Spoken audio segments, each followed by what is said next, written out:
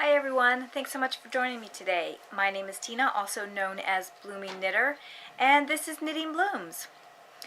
Well, today, or this week, has been a bit better than last week, so I'm happy to say that. But I haven't gotten much knitting done. And it's primarily because for the prior couple of weeks, I've kind of let everything else in my life slide. And now I have to catch up on everything. So there hasn't been much time for knitting. I think I played Sims for maybe an hour last weekend, so I haven't even been playing Sims. It's still been quite a struggle. With Sammy, she is doing a bit better. We are seeing some improvements in her numbers. Still not where we want to be, but definitely working our way to where we want to be. And it's just a matter of time. We have to keep tweaking her insulin dose until we get what we're looking for. But I decided to go ahead and record today for two reasons. One, because I didn't record the tutorial that I was going to record last weekend. And secondly, there are a few knit-alongs I want to talk to you about. First, I want to talk to you about other knit-alongs outside of Knitting Blooms. And then I also want to talk about the Knitting Blooms knit-alongs. So before I show you the two projects that I have worked on this week, I'm going to talk about the knit-alongs. Because honestly, the projects are not that exciting. And one of them is probably going to get frogged. Anyway, so the first knit-along that I want to talk to you about is a knit-along that is done by Shannon. She is Snotstein on Ravelry, and she does the Knit Sip podcast. And I'm pretty sure she's only audio, but she is running a Snuggles knit-along in February.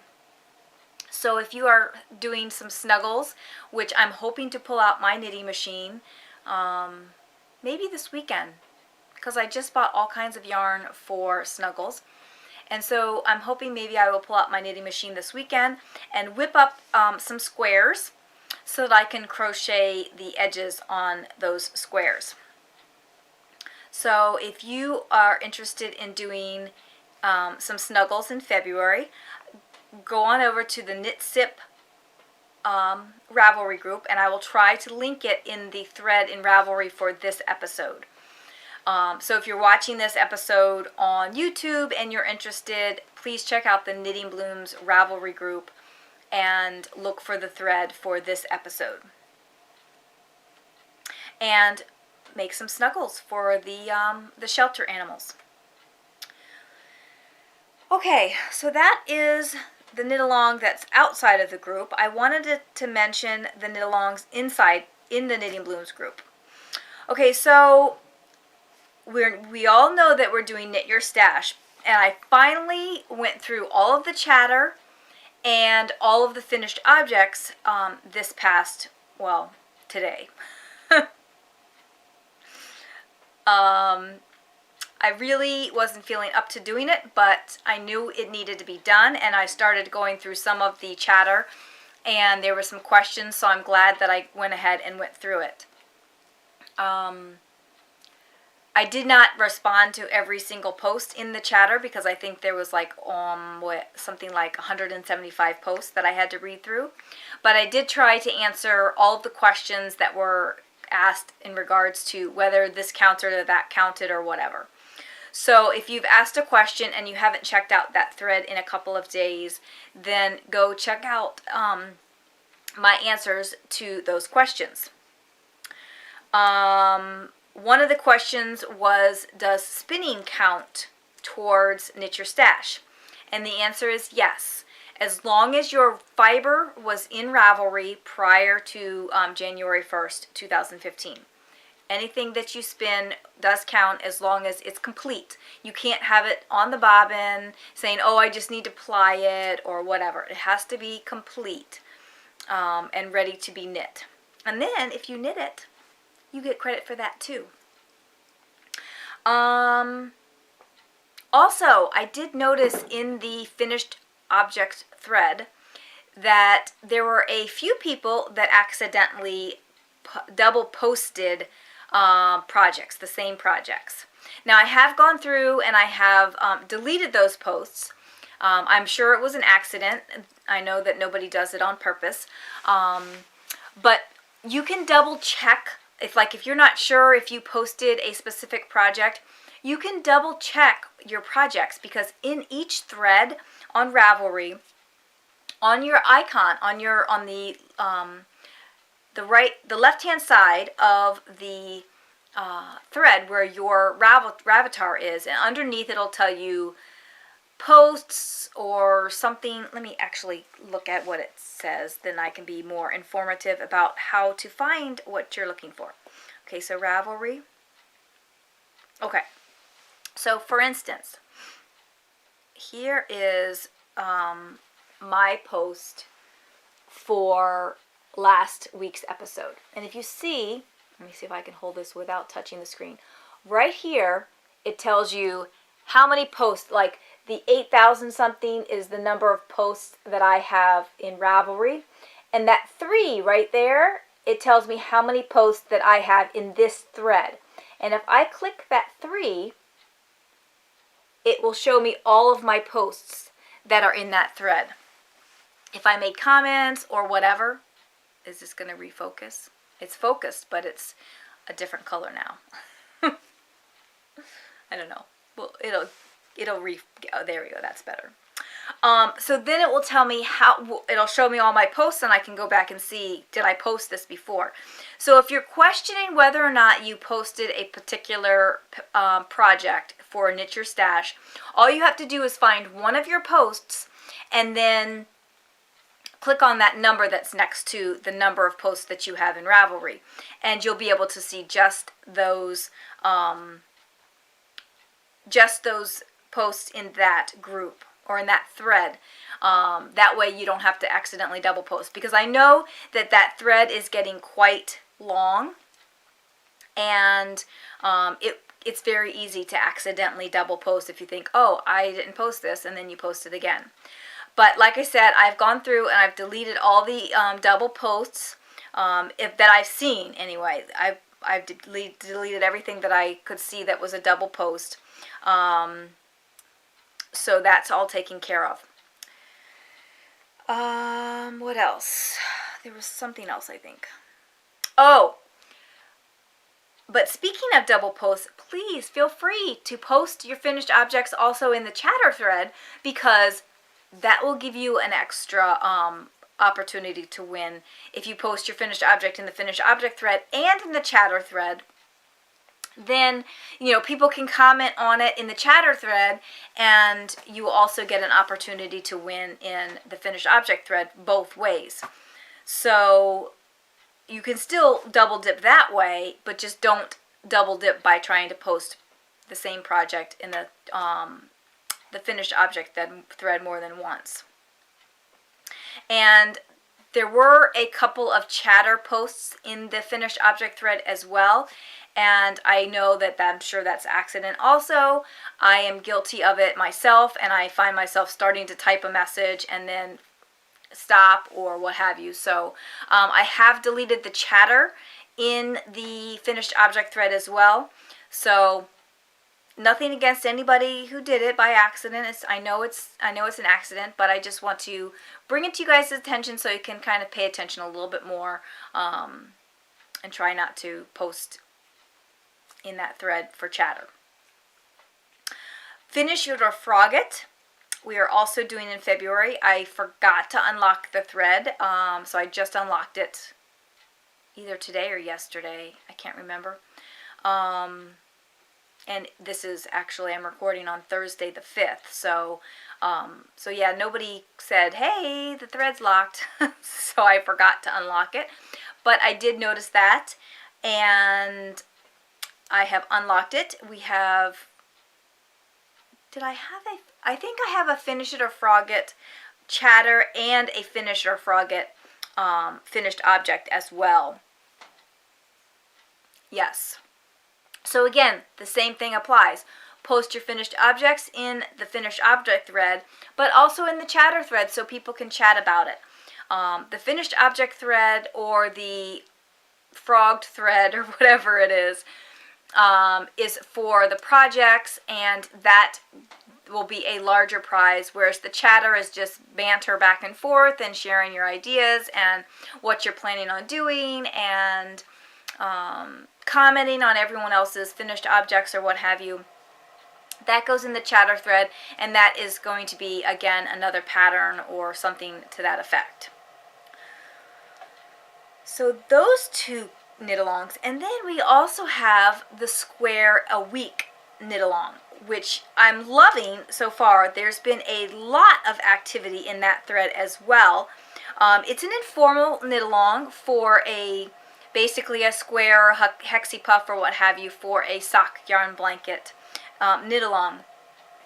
And this was suggested by Cicely in Indiana, I think is her Ravelry name.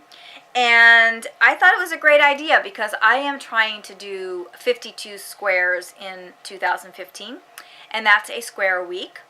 So yeah, if you are working on a sock yarn blanket and you need some motivation to get some of it done, then go check out that thread. And I am going to be doing a drawing, and what I'm going to do is probably at the end of the month when I do all my drawings, I will create a little goodie bag of skeins from either my stash or from, well, definitely from my stash, but it could be from yarn that I have made socks with or other projects with, all fingering weight. And I'll try to make it all superwash too, because I know that some people prefer only superwash skeinlets in their blanket. I'm using any fingering weight at all in my blanket because I figure I'm just going to throw the blanket in the washer machine to wash it like I do my socks, but then hang it to dry. I think. I don't know if I'm going to do that or not, but that's my plan at this point. So yeah, so if you're making a sock yarn blanket, please go over and check out that thread. Like I said, it's an informal cal, and there will be some little prizes like that with the little skeinlets, but it's more of a motivation and to get everybody excited about working on their sock yarn blanket. So those are the knit-alongs. I do want to mention just briefly about Netopia. Netopia is under 70 days away. It's very exciting. We do have one open spot that just became available this week. Somebody had to cancel for the second weekend, and that is April 23rd through 26th. We have one open spot. The price for that weekend is $145. So if you are interested and would like to join us for Netopia 2015, just get in contact with me on Ravelry or post to the thread. I have two threads, one in the Knitting Blooms Ravelry group and one in the Netopia Ravelry group, announcing that there is an open spot. So if you are interested and can join us, just get in contact with me and we'll get the details all worked out. I am also accepting donations for Netopia. So if you are a vendor and would like to sponsor Netopia as a vendor or, you know, what have you, a sponsor, I am taking donations for door prizes, goodie bags, and make and take items. We do a lot of classes at Netopia, and we can always use materials for classes. If you have a class in mind that you have a product you would like to have featured at Netopia, then you can get in contact with me and we can talk about having a featured product class where you would supply the products and we would make some kind of small item using the products and what have you. So I am taking donations through the middle or to end of March or so.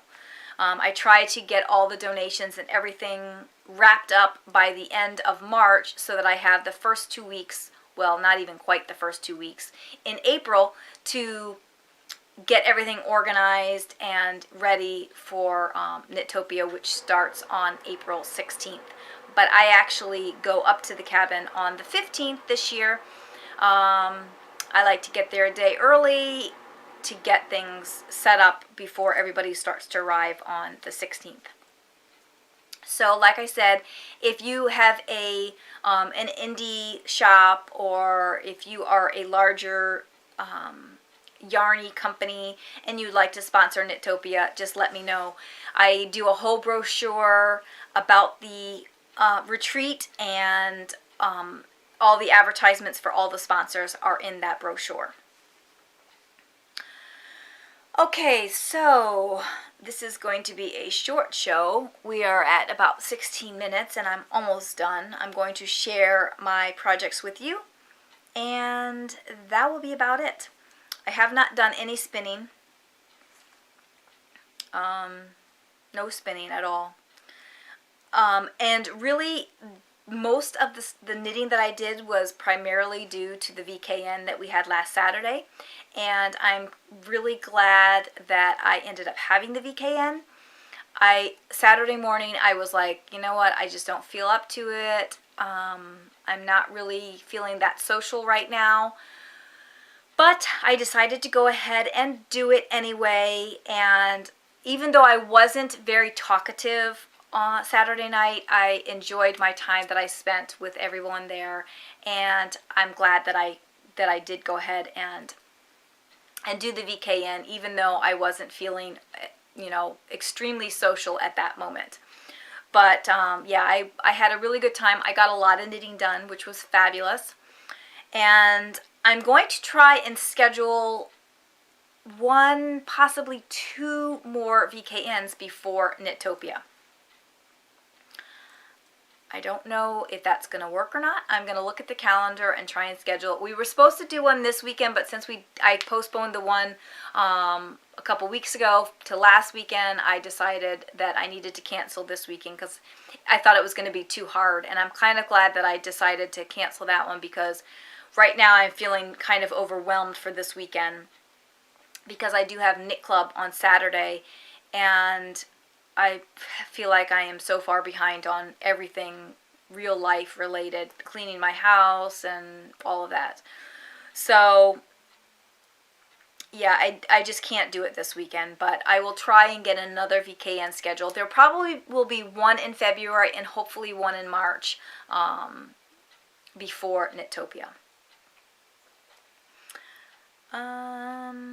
Okay, yeah, so now that is everything on my list. So let's go ahead and talk about my projects.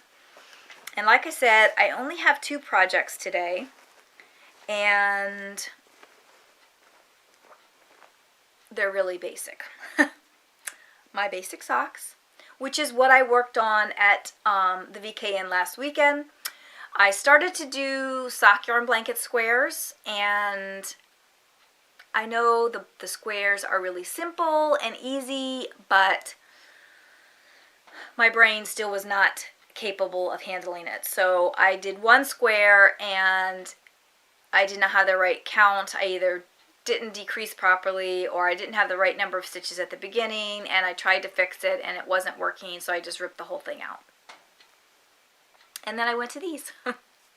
But I did get quite a bit done. Last time I showed you these socks, I was here on this one and here on this one, so I've gotten quite a bit. Both of them have heels, and they're coming along. I still got quite a ways to go on the legs, but I am planning on doing the pink for the cuffs also, I think.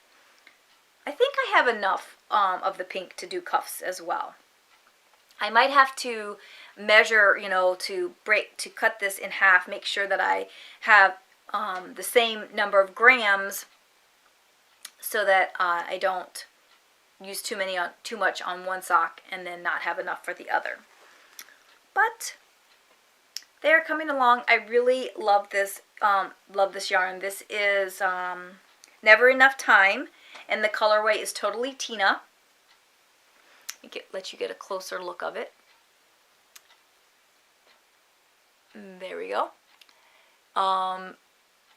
Very nice colors. A nice light yellow, a light green, and a light pink. Beautiful colors, and the variegation on it is very nice as well. And then the matching pink for the heels and toes. And probably the cuff, like I said. I don't know. I haven't decided yet. This is enough for a small baby hat, so maybe I'll skip the cuff with the pink, so I can make a square and a baby hat with this yarn. Otherwise, I don't think I'll have enough. I have plenty of this yarn. This is the one that's attached to the one that's more complete, and I've got plenty of yarn here for that. And I always have a lot of yarn left over after I finish my socks anyway, so I love it. So that is my one project that I got the most work on this week. This is not the project that might be frogged. That I have plenty of yarn on. But the next project I'm going to show you, I'm very concerned about whether or not I have enough yarn. And it's my Ecuador. So I'm working across the back. Let me see where I am. Okay. So here's the back. Okay, it's upside down right here. Here's the back, and I've done that much across the back. Okay. Now I have all of the front. It's kind of hard to see because of how the construction is, but here's the front, and here's the sleeve, and now I'm working across the back here. Okay. Well, let me show you where I changed yarn. It's somewhere right around here. Okay. I changed to the second set of balls. Well, that was in the middle of the sleeve, which means that I have to knit all the way across the back and up part of the sleeve with the current balls. And I don't think that's going to happen with these. I seriously doubt it. And I only have 2 more of these balls because I had a total of 3 skeins, and I split each of the skeins into 2 so I can mix match them. But honestly, I seriously do not think I'm going to have enough yarn. I have what the pattern called for, but I think I did something slightly different than what the pattern called for. I believe I made my back 8 inches instead of 7 inches. I have to double check that. Now, if I made it 7 inches, then I think I'll be fine. But I want to say that I made it 8 inches, or approximately 7.5 to 8 inches, because that's how deep my armhole is. And that could make a huge difference in whether or not I have enough yarn. I have to measure it. I haven't measured it yet. So we'll have to see. I really like this pattern. I definitely want to knit this pattern, but maybe this yarn is not the right yarn. Plus, it's really squishy and springy, so I'm not sure if this is really the best yarn. I'm going to calculate a little bit. I might continue knitting a bit more across the back, maybe till the end of these balls and see where I am, and then make a determination. I don't know yet.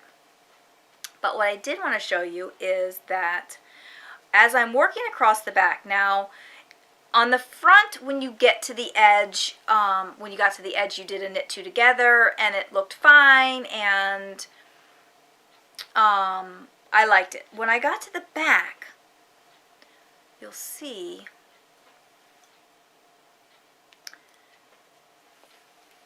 I don't know if you'll be able to see it or not, but right at the beginning here, You see how there's kind of like some twisting of the stitches right there? And then as you come over further here, you see the nice little line stitches? Well, it's because I was doing it just like the pattern called for, and it was twisting them and making them all gnarly. And I didn't like that. So when I am joining stitches on the back, because I'm working from right to left versus from left to right, when I'm joining, I'm doing a slip slip knit on the right side when I'm doing a knit row, and I'm doing a slip slip knit through the back loop when I'm on the reverse side. So I have that nice line of stitches going across, because otherwise it would look a mess. So I didn't go back and fix that one. I just thought, okay, that's going to be close to my armhole. It's going to be fine. I'm not going to worry about it. I'm just going to make sure that it looks nice across the back. So that's what I did. But like I said, I'm going to see how it goes. I am not even a quarter of the way across the back, and I seriously do not think I'm going to have enough yarn for this project. I know I don't have enough yarn. Well, I probably do have some yarn that I could use, but I'm not sure if I want to use it for this project. I don't know. We'll see what I decide to do, if I decide to rip it out and if I decide to get some more yarn for it. But I might not get yarn right away, although I really do want to make this sweater. So we'll see. We'll just see. I might have to do the Hitafudo first. But now as I'm looking at this, I think I might have made the front a little bit too long also. I don't know. It's kind of weird. It's gonna be strange. I think I might have gone a little bit too far. But it was just really hard to line it up. But I'll have to make good notes, and the next time it'll be right. So yeah, I'm just concerned that this is going to be, you see how when I'm doing this, what I'm doing is I'm taking the back and I'm lining up where it would come together for an arm, and I'm having all this extra down here. I don't think that's supposed to be there. That's like a whole wedge. And that could be possibly why I'm running short on yarn already. So I'm pretty sure that I did the same number of stitches across. I'm going to have to count them. But I'm pretty sure that they're the same number. Anyway, right now I'm just probably going to put this away for a while. Probably at least until after this weekend, because I don't think I can think about it. My brain's not ready to do that yet. Usually I'm pretty good at figuring things out, but right now it's still not, it's not in the cards for me yet. Anyway, so that's about all I've got for you. Like I said, I'm going to try and work on some snuggles. That's probably going to be a good thing for me to work on at Knit Club, so I seriously doubt I'm going to be able to get the machine out and do something before Knit Club, but maybe I can try. But I also have my knit swirl that I can start working on. That's a pretty easy project. And then I also have some log cabin blankets that I'm going to be making for Christmas gifts next year that I might get started as well. But that's all I have for you this week. If you have any questions on any of the knit-alongs that we are doing, please feel free to get in touch with me and ask me the questions. Ask them in the chatter thread or PM me or whatever works best for you. But yeah. Thanks so much for watching, and thank you so much everyone for being so supportive with Cody and Sammy and everything else. It's been a rough couple of weeks, but things are slowly getting back to normal for me, and I'm hoping that they continue to move in the right direction. Anyway, that's all for today. Thanks so much for watching. I hope your knitting blooms this week. Talk to you next week. Bye for now. As always, Thanks for joining me, and I hope you enjoyed the show. Please feel free to contact me with your comments or suggestions, as I am always trying to improve the show. You can find me on Ravelry, Instagram, and YouTube as Blooming Knitter. You can also find me on Plurk, Twitter, and Pinterest as Blooming Knitter, but I don't frequent those sites as often.